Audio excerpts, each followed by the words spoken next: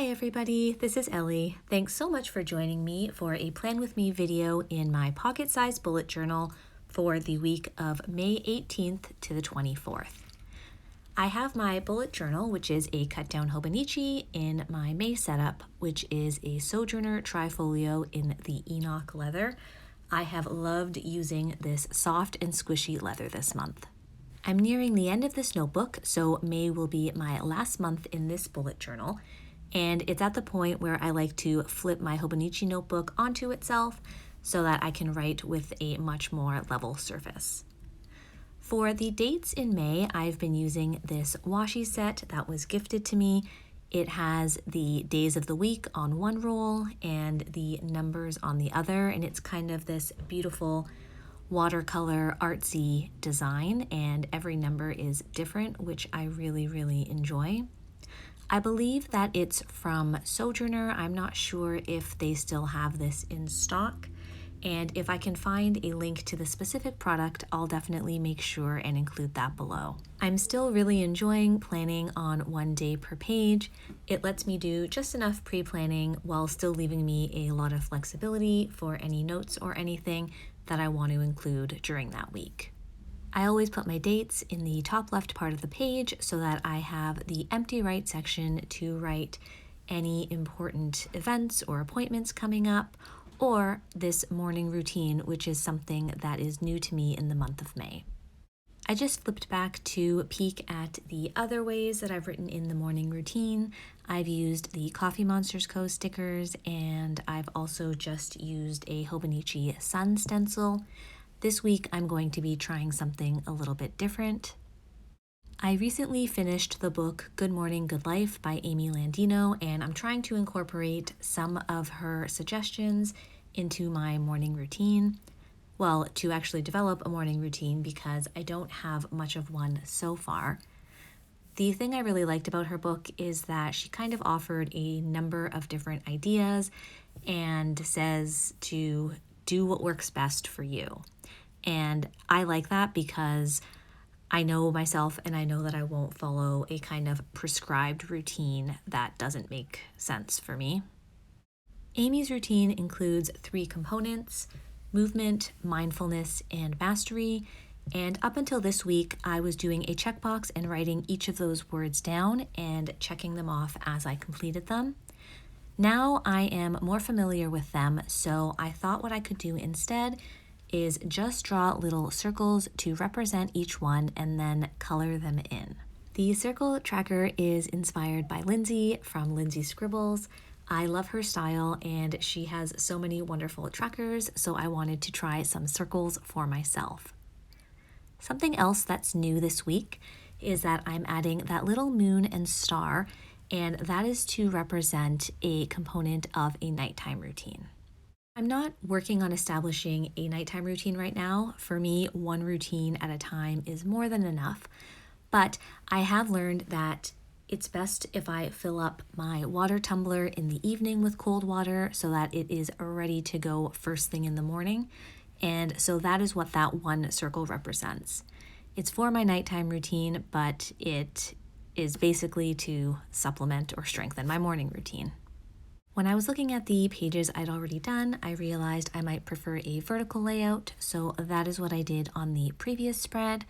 On this spread, I'm changing it a little bit more, and I'm coloring in a rising sun and the moon with my Lip Pen Technical drawing pen, and then I'm going to do the same 3 circles underneath. When I'm doing those circles, I'm using my Uni Jetstream in the 0.28 from Tokyo Pen Shop. I just think that it is super fine and the circles are pretty small, so it gives me a nice clean setup. This is one of my absolute favorite things about using a bullet journal, the fact that I can change my mind from page to page and try different layouts and different ideas until I find what works for me. Looking back, I think they're all great. I do think that last spread with the colored in sun and moon is my favorite. I'm flipping to my future log to see if I have any appointments or anything to remember this week. My partner and I have a couple of phone appointments, so I'm just going to write them in. I like writing them up in that space beside the date. It's where my eye naturally goes. So I use my uni Jetstream to do red for my appointments and blue for his appointments. It's just a nice visual reminder, and that's the only color coding that I do. I'm flipping back to my monthly tasks to see if there's anything that I want to add on any specific pages, but there isn't for this week. My monthly tasks are fairly general, and so I do it on more of a day-to-day basis. I'm not doing much pre-planning. I'm just putting in birthdays, special occasions, appointments. Other than that, I will usually write in my tasks that I want to get done the day of or the evening before, and then as part of my morning routine, I will check and read over everything that's in my bullet journal for that day and add to it or modify it as necessary. I'm someone who likes to do lists for even small mundane chores, so I do almost always have something in my bullet journal, and I like that sense of accomplishment of writing it down and hopefully crossing it off, but if not, even migrating it is enough of a motivation for me. As I've gotten to the end of this bullet journal, I've realized a couple of things about my upcoming setups. The first is that I want to use a notebook for long-term bullet journal collections. I actually had a setup for this at the beginning of the year, but I never got into it because everything was in this notebook already. But now that I'm faced with the task of migrating it and then probably migrating it once more, it just doesn't make sense for me, and I would prefer to have that in one place. So I actually started setting that notebook up, and I had an A6 Hobonichi plain notebook earmarked for that. And I had used some washi tape and tried to follow some inspiration I saw on YouTube and on Pinterest. And I quickly realized that while it was beautiful, it wasn't my style, and it just didn't feel right when I was flipping through it. So I ended up taking some pages out and saving the washi tape that I had used, which is mostly what I'm using on the bottom of these pages here. It's funny when I think about my long-term collection setup, because on the one hand, I think I didn't really think it through enough the way I wanted to set it up, the style I wanted to have. And on the other hand, I think I'm just totally overthinking, and I need to remind myself that it's a notebook, it's not meant to be perfect, and it will grow and evolve with me, and that's totally okay. But anyways, I will definitely have another video once that is set up.